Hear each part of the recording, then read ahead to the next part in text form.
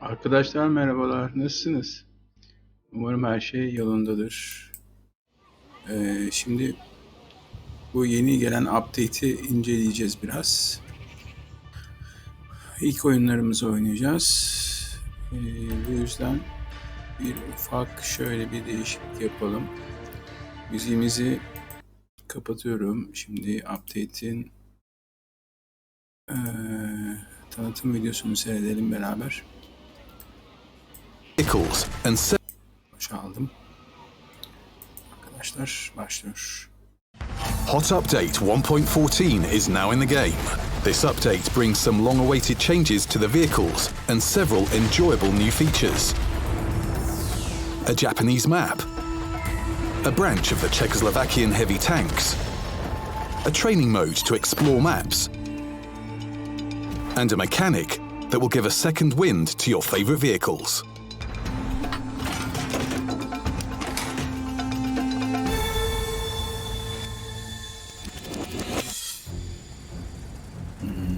Testing of field modification on the sandbox server has ended. A number of balance changes were implemented as a result.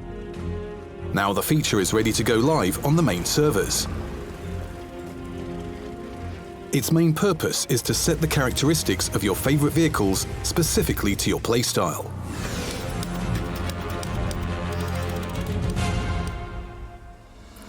There are three types of modification. Araçlarımızı modifiye edebileceğiz. Evet. Standard, Dual, and Special. They are available for elite vehicles from Tier 6 to Tier 10. Standard modifications provide a bonus for a particular vehicle characteristic. Dual modifications boost one characteristic but worsen the other. Special modifications allow for a more thorough preparation of vehicles for battle and provide an opportunity to assign a category to the second equipment slot. Thanks to field modifications, you'll be able to fine-tune your vehicle to fit your playstyle. Watch a dedicated video on our channel to learn more about field modification.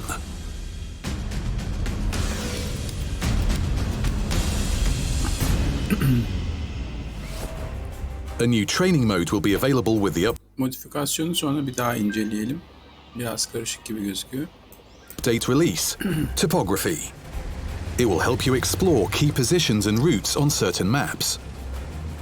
This feature will be especially useful for new players. This is a single-player mode, and the battles take place in the format of scenarios. To launch a battle, you need to select one of the available maps that vary in difficulty. Then you select a vehicle type and a location of the base. Then the battle will start. Your mission is to follow the instructions and destroy the enemy using the potential of your vehicle and instructor's advice.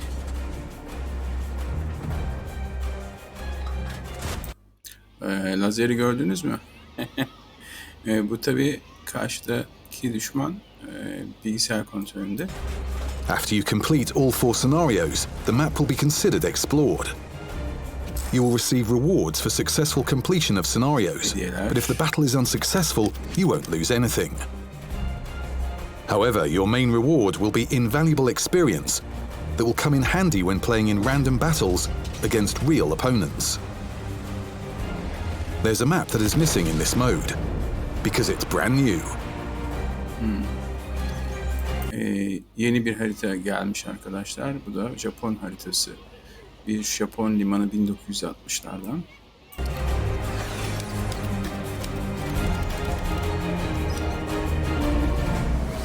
The list of maps for random battles has a new addition, Safe Haven. The map refers to a Japanese port from the 1960s that was transformed from a military to a civilian port. At first glance, the map looks quite complex. However, it has a familiar layout like other maps. The port is a route for sturdy vehicles. There's a main hangar that is protected from artillery fire and is well suited for maneuverable vehicles with strong turrets. Using the hangar, you can perform flanking maneuvers and influence the fight in the center if you break the main gates. Exits from the hangar are exposed from both sides, so you better rely on your tank's armor. Or you can risk it and try and push through a flank. Those who capture the hangar will have control over the port center. The other part of the map features an area that is best suited for fast vehicles. There are terrain folds, various cover, bypass routes, and a bridge that you can cross and quickly get into enemy territory. This area is also great for sniper vehicles that will provide fire support to their allies. There's a bunker at the center of the map. It also provides good protection against artillery and connects the map's main areas. There are Eğlenceli bir 4 harita. entrances to the bunker, 2 from the sides of the bases, 1 from the port side and 1 from the green Konuşmak side. biraz zaman alır. The interior layout creates cover for skirmishes. But remember, the quicker you capture the bunker, the more effectively your allies will be able to provide fire support in other directions. There's an open area on the bunker roof where quick vehicles can show what they've got. From there, they can spot opponents at several positions and also provide moderate fire support to allies while distracting the enemy. But be careful, the roof is very exposed, so use local cover to the maximum.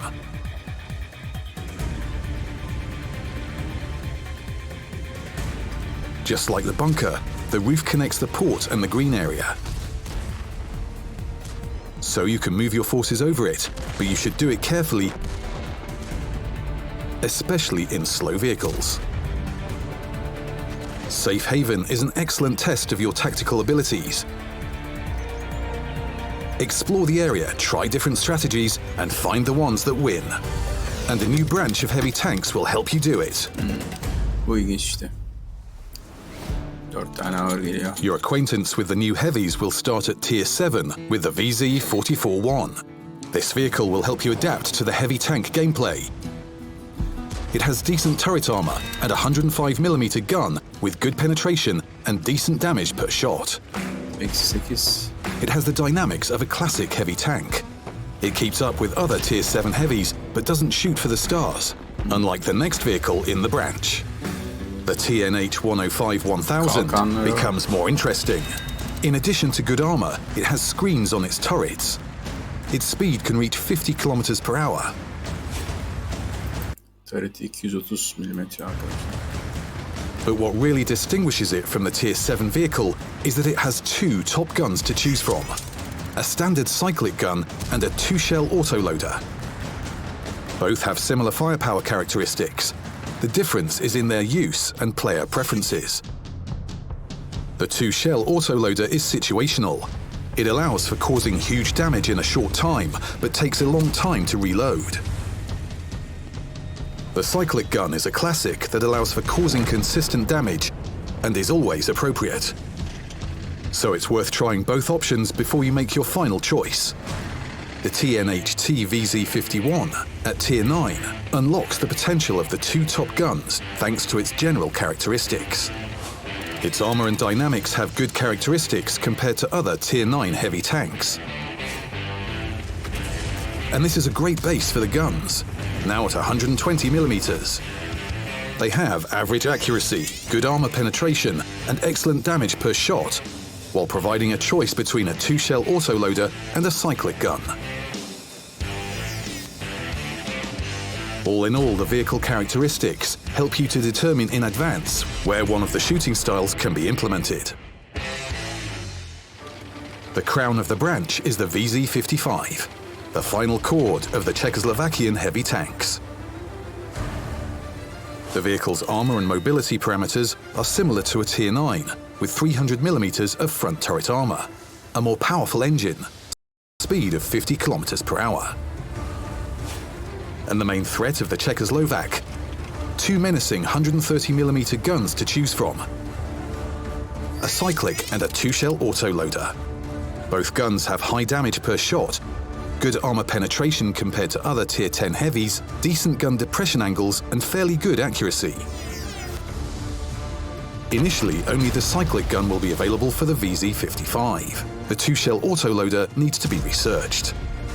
So the gameplay of a classic heavy tank awaits you at first. Thanks to its sturdy turret and decent gun depression angles, the vehicle can use small terrain folds to its advantage, while its great accuracy allows for supporting the Allies in the distance. All this is supported by the main feature of cyclic guns: stability. After you research the second gun, you'll have a choice, because the 2-shell autoloader also has its enjoyable moments. The main one is a chance to dish out almost 1,000 damage in 2 seconds. If an enemy decides to trade hit points, you'll come out on top. Not willing to trade fire? Wait until the enemy fires and unload your drum at them. Just select the opponent wisely. Try playing with either gun and decide what shooting style suits your gameplay better. Fire measured and practical, or a lot and depending on the situation. Find your argument to solve the problem.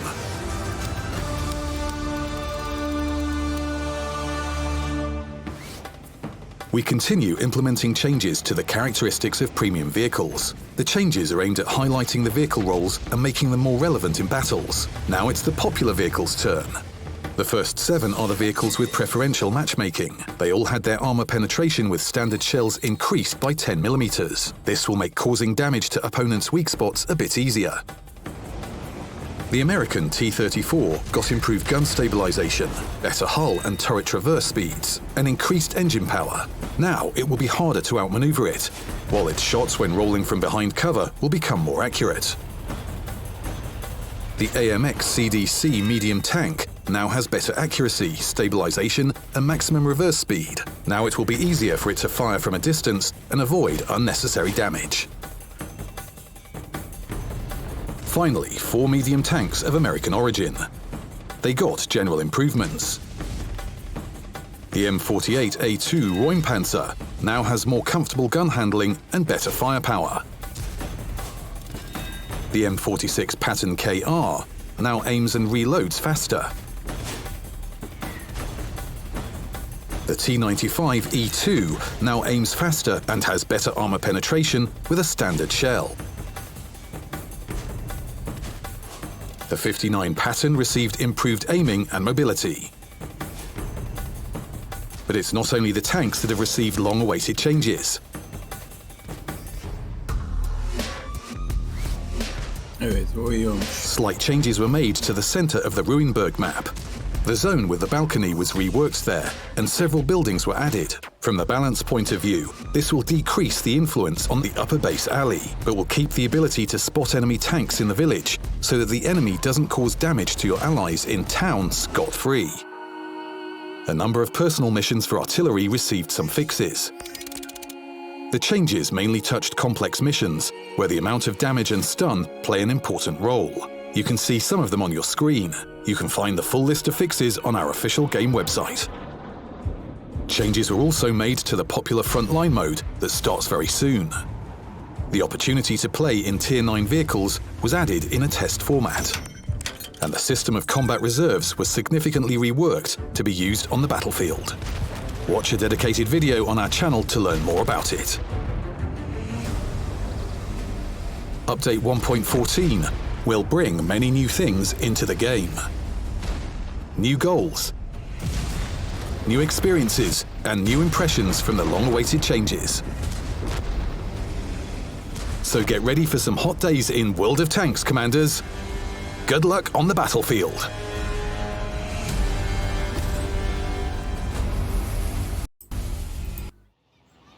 Evet arkadaşlar, görüntüler güzel.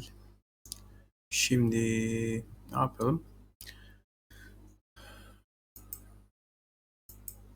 Bir saniye alacağım. Yayın nasıl bu arada? Bir terslik var mı?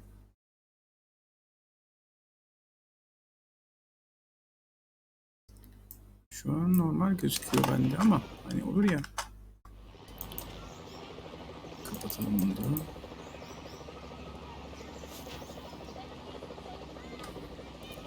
Oh my god. İsterseniz bir bakalım Çekoslovak hattına durum nasıl olmuş. Önce bir günlük görevlere başladım.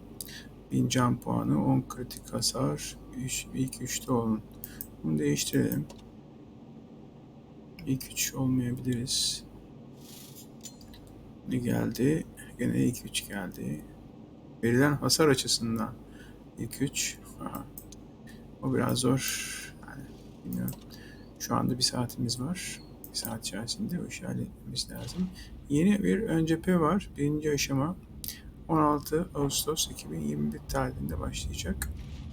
Ondan sonra topografya diye bir şey var. Haritaları öğrenmek için. Şu anda ayarlarda bir niçin beni uyarıyor ayarlar? Değişiklik var. Bakalım kamera yükleme ekranında yapılandırma değiştirme. Bu neymiş? Yeni bir özellik. Sağ öncesi geri sayım esnasında alternatif yapılandırma seçme imkanı sağ geliştirme öğretisi olarak seviye altı ve üstü araçlar için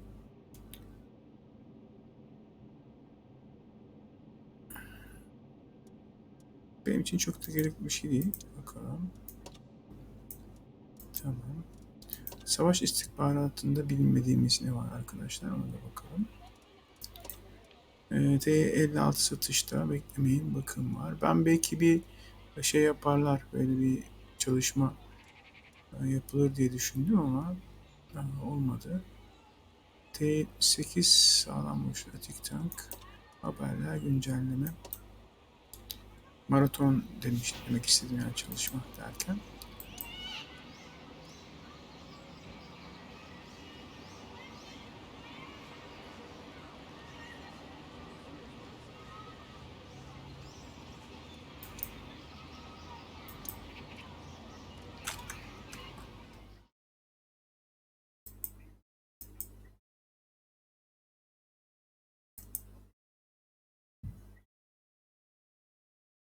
Evet arkadaşlar.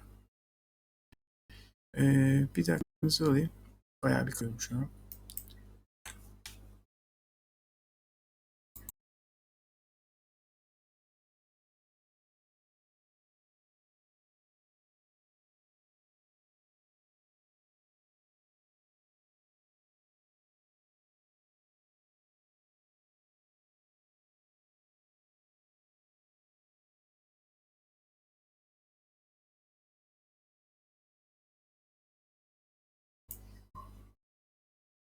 Evet. Böylesi daha iyi. Şimdi Çekoslovak hakkına bakalım arkadaşlar. Şimdi Çekoslovak hakkında. Evet. 56.000'e açıyoruz. Bunun üstüne biriktirmiştim ben.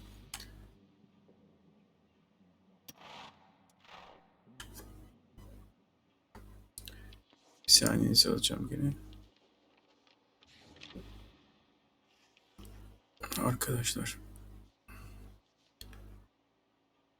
Sebebini bilmiyorum ama şu anda bendeki telefondaki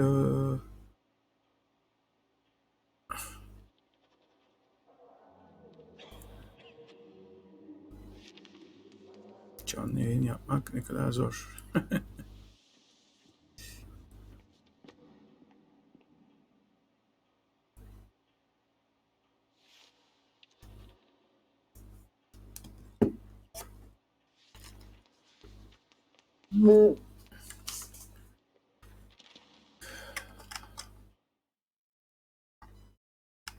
Var mı bir yaramazlık?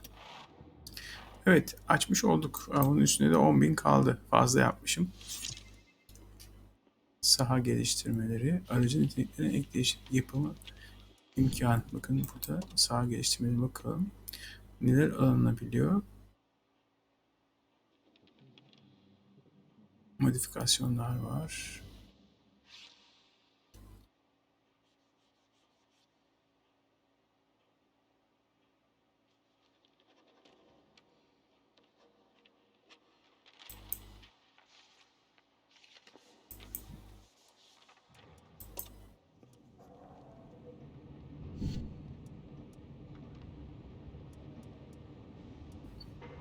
Evet, bunları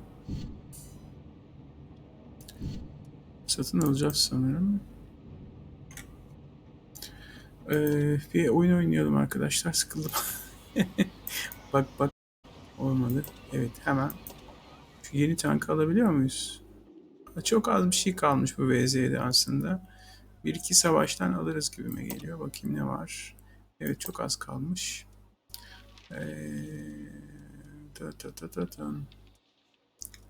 Hemen bir savaş yapalım. Hatta Skoda T25 ile yapalım. Garajda bakalım ona. Keskin nişancı orta tank. Yes.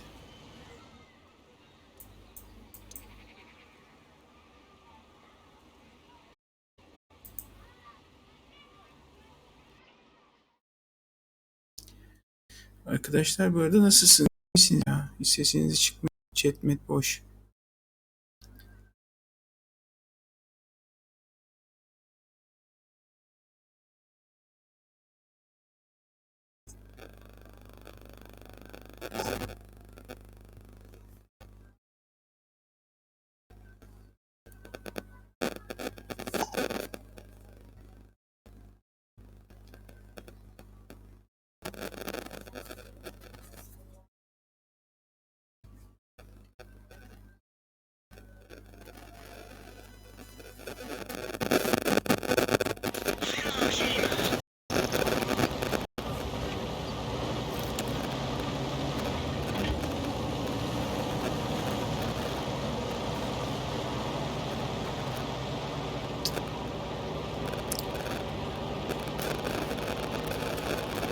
Bir dakika arkadaşlar. Sürekli dönüyor gibi geliyor. O yüzden ekranda görüntü bir bakayım dedim gerçekte nasıl. T25 arkadaşlar. Skoda'mız 3 tane mermimiz var. Merhaba bu arada, hoş geldiniz. Arkadaşlar yayına. Skoda 7 seviyesini alıp oynayalım. Çok az bir para farkı kaldı. 100 bu arada biraz takılma var gibi geldi bana.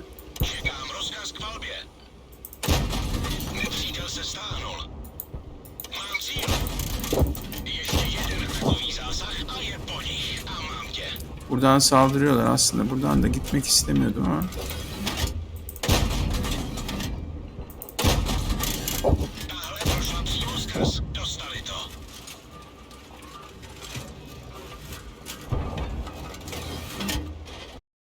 Abi gel. Abi gel. Selam arkadaşlar. Nasılsınız? Gene zayıf noktaya gittim. Her zaman yaptığım gibi. Yani bizim takımın zayıf yerine. Sonra patlayacağım burada gene. Kesin patlarım. Şu biraz kendini gösterse. Göremiyoruz buradan. Bu arada hiç mod yok arkadaşlar. Sıfır mod. O işte en kötü tarafı garajdaki adamları tanklara taşımak sıkıntılı.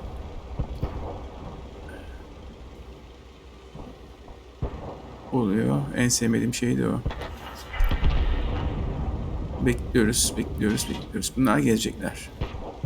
Bunlar mutlaka gelecek.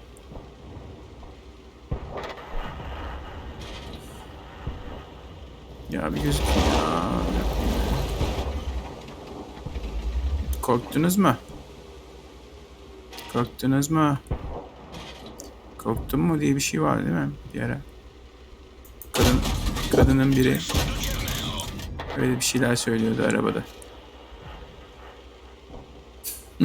Nereden geldi şimdi aklıma ya? 2-2 oldu arkadaşlar. Sağ tarafta 2'ye 1 gibi gözüküyor ama nedense 2'ye 1.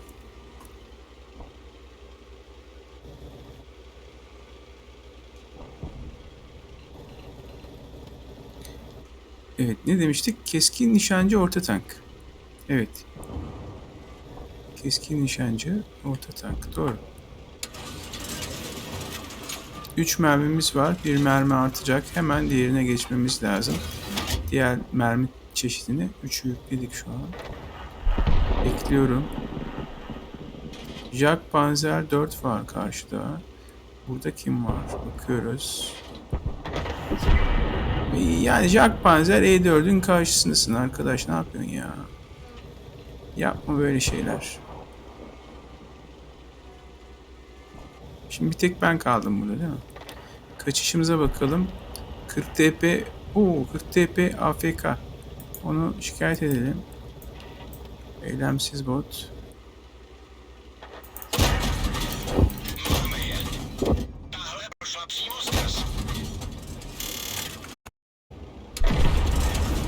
Hı.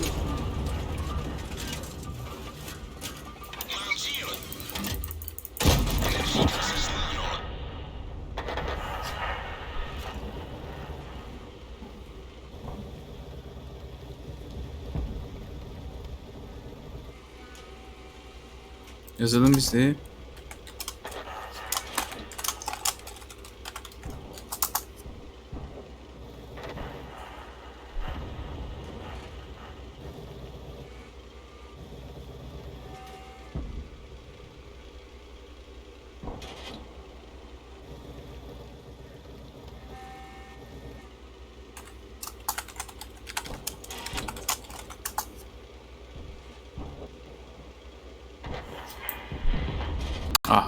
Bunu kaçırdık. O kenardan gidecekti şimdi. Gideyim onlara bir sorti yapalım mı? Maçın kaderini değiştirelim mi? Tüh.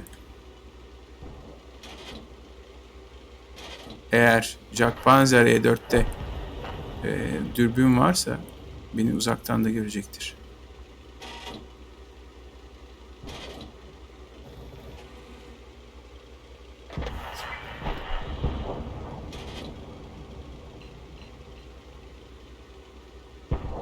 Evet.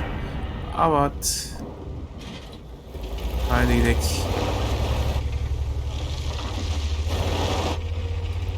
Kahveye bir şeyi patlatalım. Kaleyi ele geçirelim.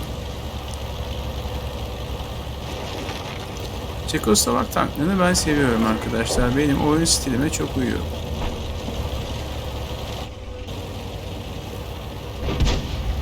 Merhaba. Canımcığım. Ya benim ekmeği kaçırdı.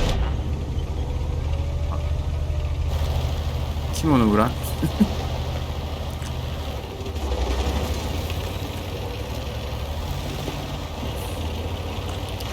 Bir tane Skoda T25 var. O nerede acaba?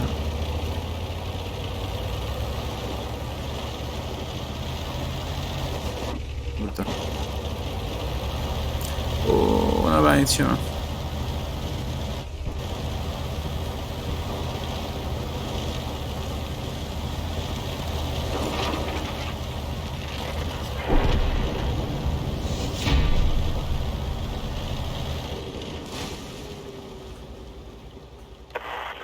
Je požadována vaše pomoc.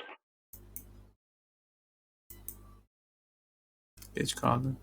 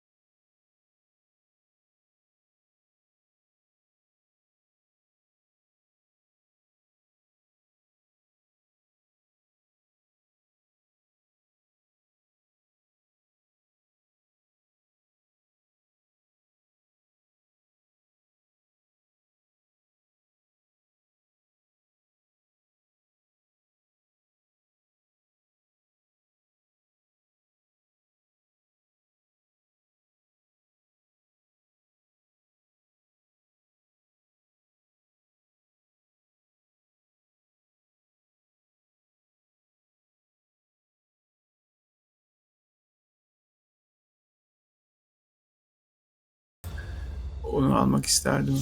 Ama Çekoslovak'tan kalacağım.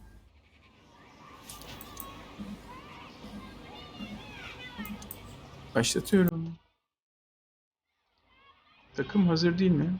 Takım mı var? Ha. O bekledi demek ki beni. Kusura bakmasın. Son saniyede takım olmuşuz. Farkında değilim. Of of.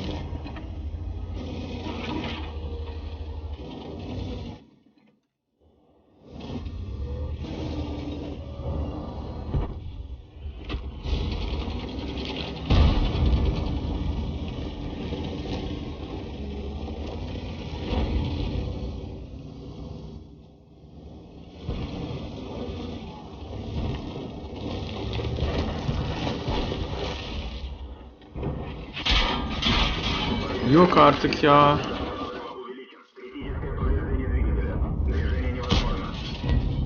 Hepsi bana mı bakıyordu? Hiç iyi başlamadık. Bunca tank var. Hep bana bakıyorlarmış.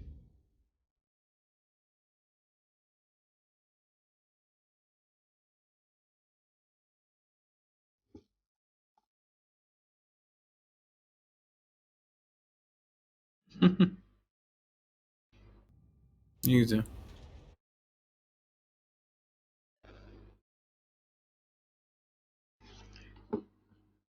Evet, bugün iyi başlamadık ama olsun. Arkadaşlar selamlar tekrar. Çatışma için davet geliyor ama şu anda hiç öyle bir niyetim yok. Teknoloji ağacımıza yeni bir tank geldi. Tank dalı geldi daha doğrusu. Ne geldi? Hemen bakalım Çekoslovak tanklarına. Ağır hattı burada gördüğünüz gibi Skoda'dan sonra geliyor. VZ-44-1 alabiliriz. Ama keşke indirimli olsaydı değil mi? Şimdi fiyata neredeyse Obje 416 alacağım 8 seviye. Ama yani yarım eksik kalmamak için ben Skoda'yı almak istiyorum. Hem de oynayıp görürüz nasıl bir tank. Gene yetişmeyen birazcık o zaman topçuyla para kazanabiliriz ya da bir tane şeyle oynayalım. Ne derler? Premium tankla. 7'yi açamayacağım çünkü yarım saatim var. O yüzden yedek açmayacağım arkadaşlar. Şu an yayın düzeldi gibi sanki. Değil mi?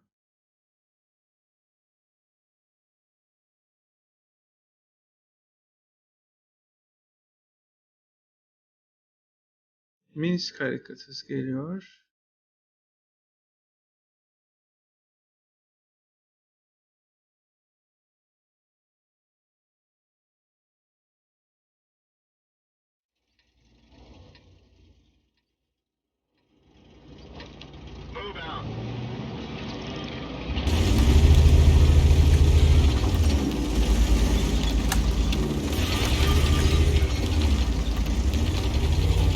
Evet, sola doğru gidenler var.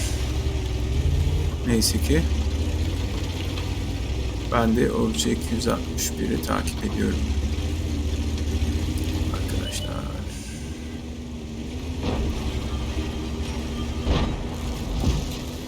Oha. Buraya atış geldi ya.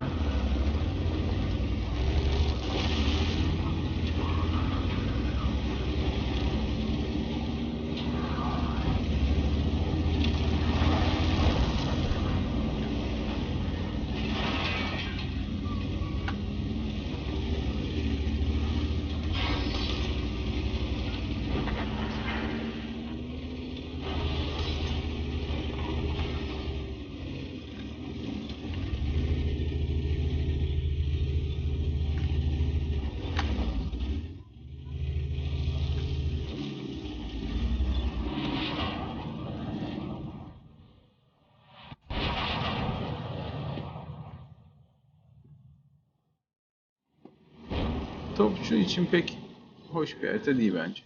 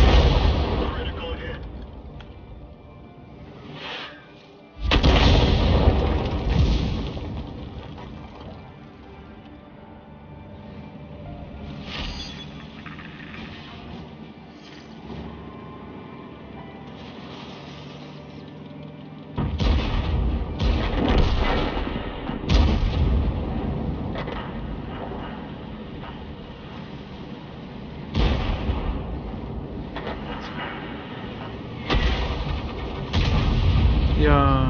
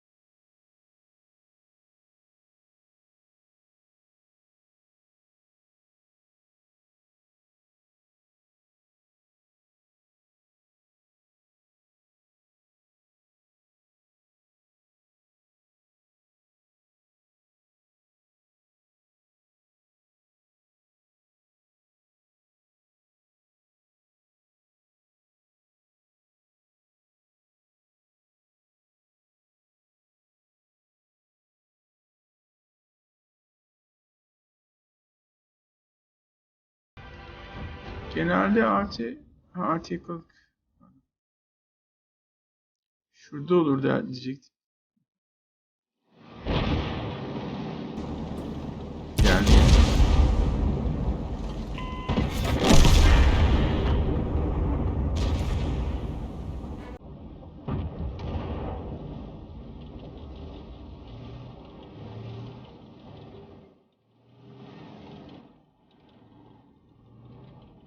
biliyor artık biliyor.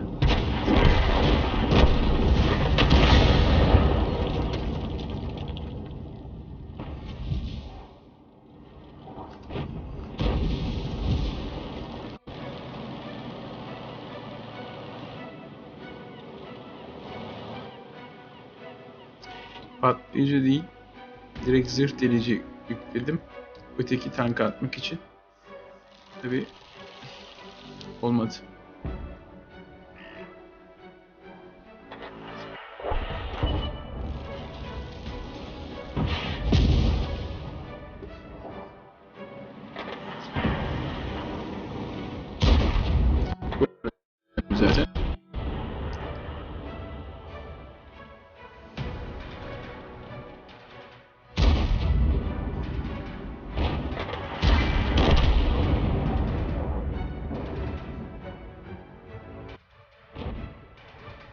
Şimdi Skoda'yı alsam mermi dahi alamam. En az bir 200-300 geçirmem lazım üstüne.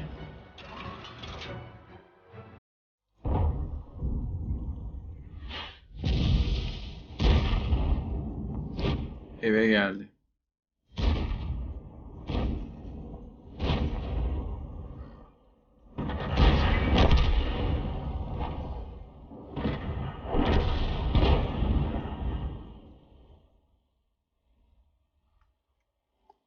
Neyse arkadaşlar, yayın güzeldi ya.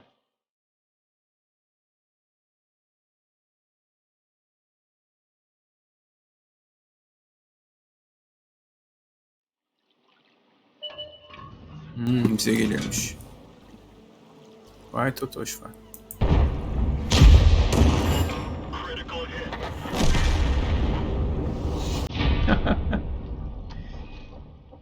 Vurduk ama patlayı dağılan mermiden olsaydı onu götürmüştü.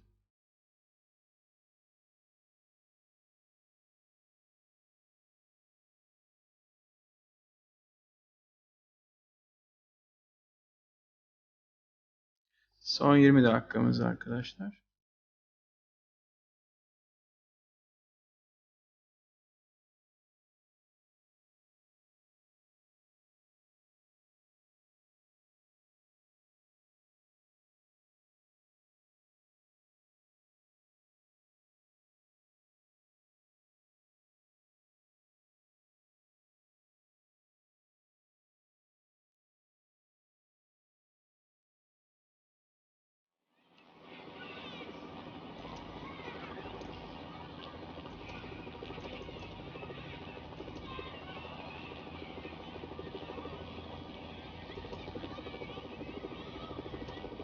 Maalesef yetmiyor. O yüzden bir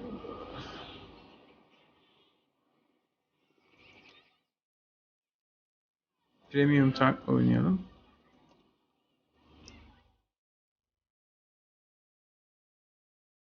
Çekoslovak tankını almama 60-70 bin kaldı arkadaşlar.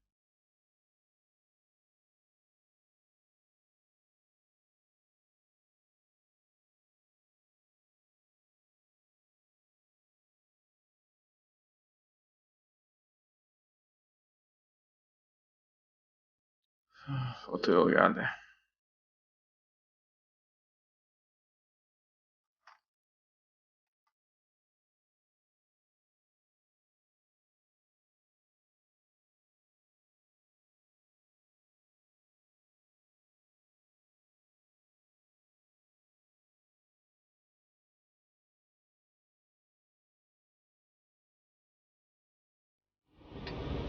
Ik ga zo in.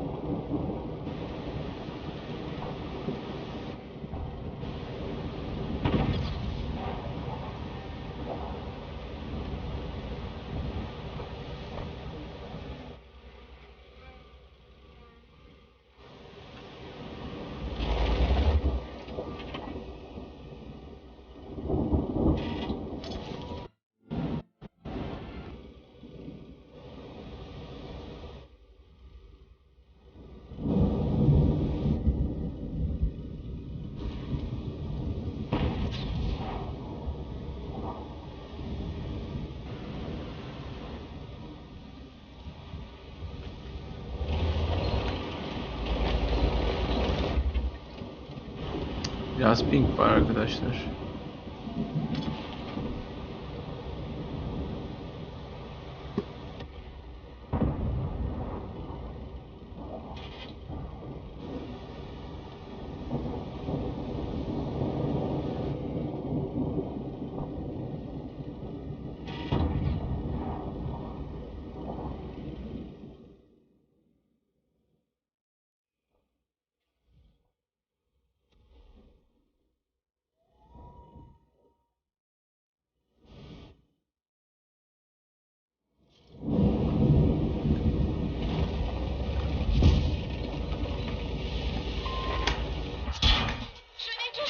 Hadi be, hepsi bana atmaya başladı.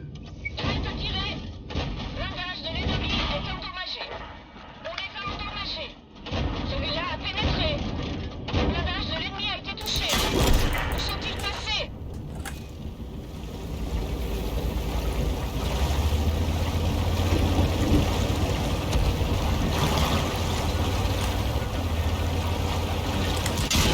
Hadi be. Sortons de là. Nereden çıktı L'ennemi şimdi? est en chasse. Kepaze.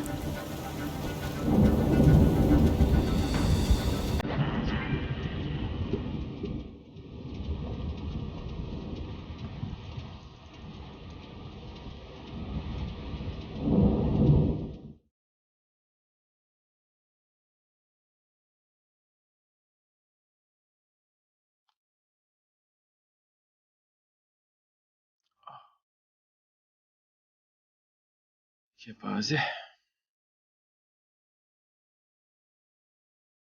Son 15 dakikamız arkadaşlar.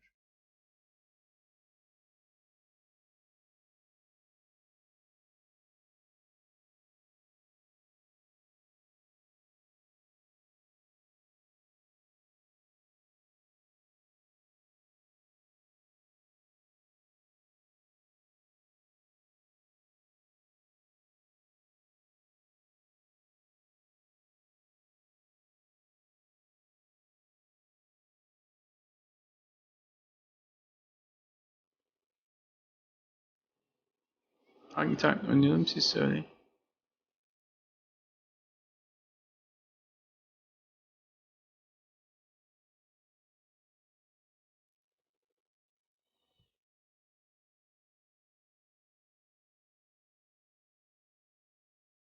Herhangi bir şey gelmediğine göre şimdi hafif alsam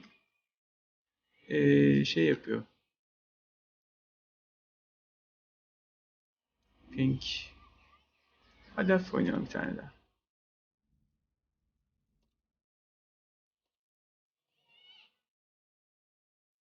Olmazsa bir de avcı oynarız. Herhalde onunla biter. Süremiz. Oh.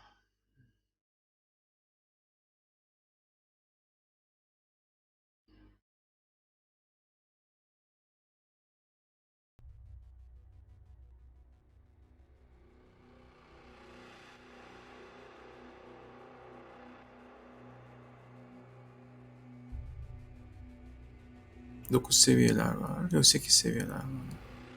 İyi bari.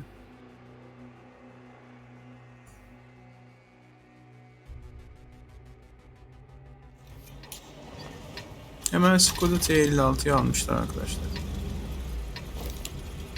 Que le spectacle commence.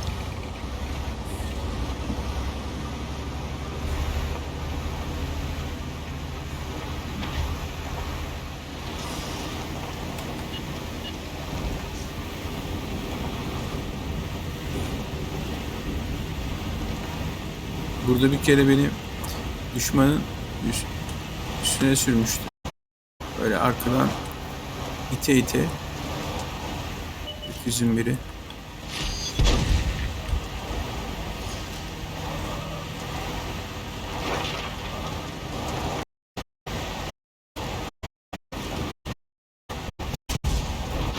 Oo, ta nerelerden? Aim botunu yiyeyim senin, aim botunu. Lan çekil geri zekalı.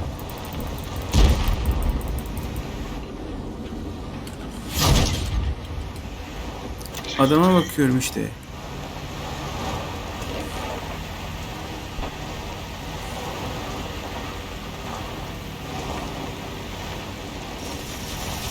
O kadar açtık bir vurun ya. Totoşlar.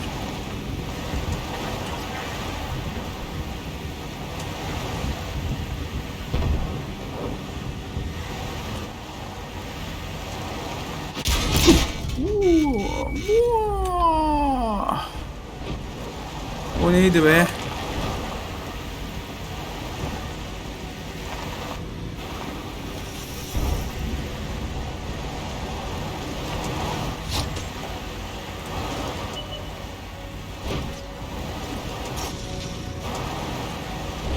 Bir Skoda daha, bir Skoda daha. Kaç tane Skoda var arkadaş burada?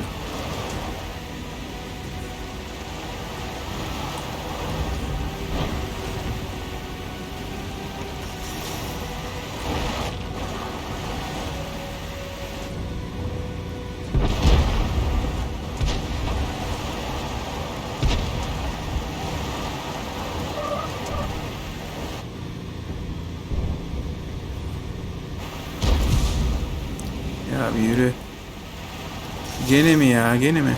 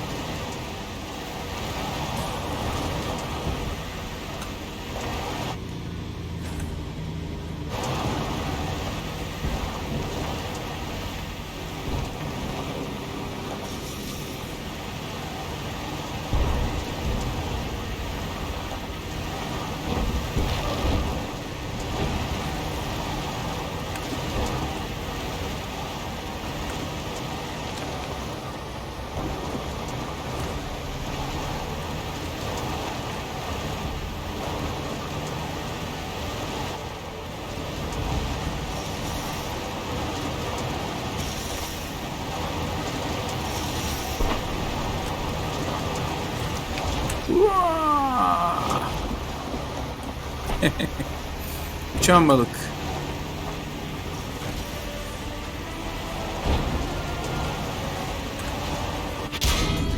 Ben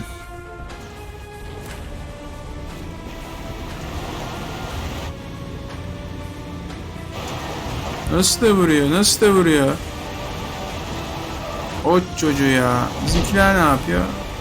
Hiç.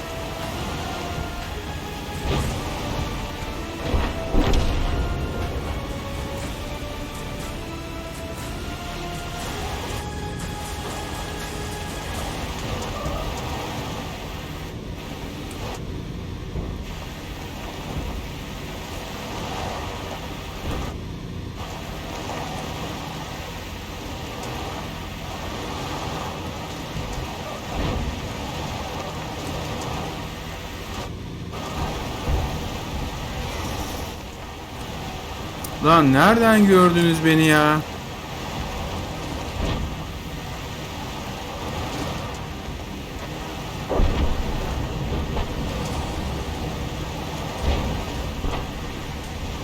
Adamlarda cidden süper mod var.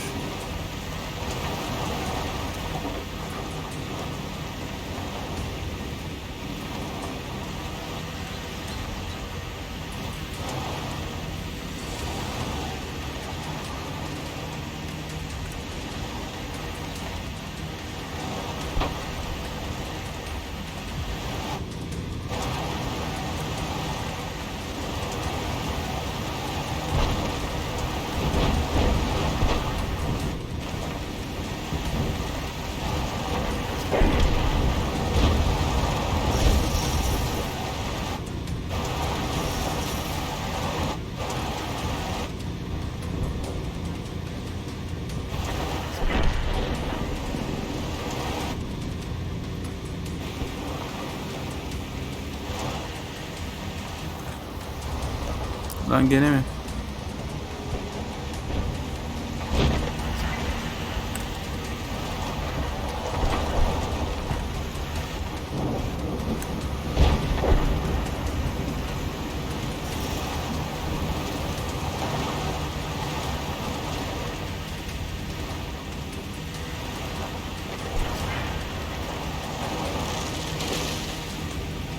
Projette uyuyor ya.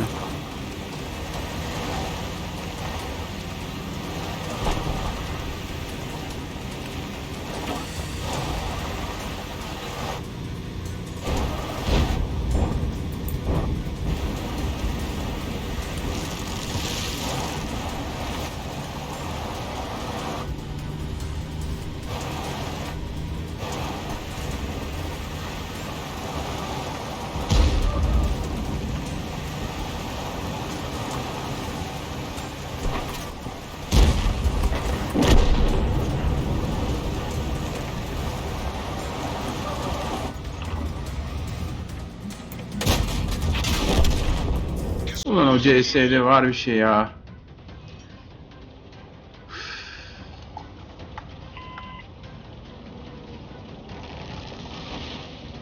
İki kişi patlatmış zaten. Onda mod falan var. Acayip takip ediyordu çünkü. Namussuz CS.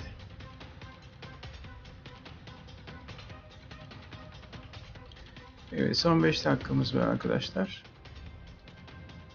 Game bana yorucu geldi biraz. Bilmiyorum için. Biraz dinleyeceğim.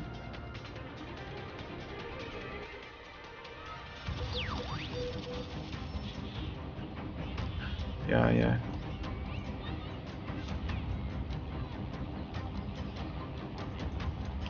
Artık kandıramazsın o gemik.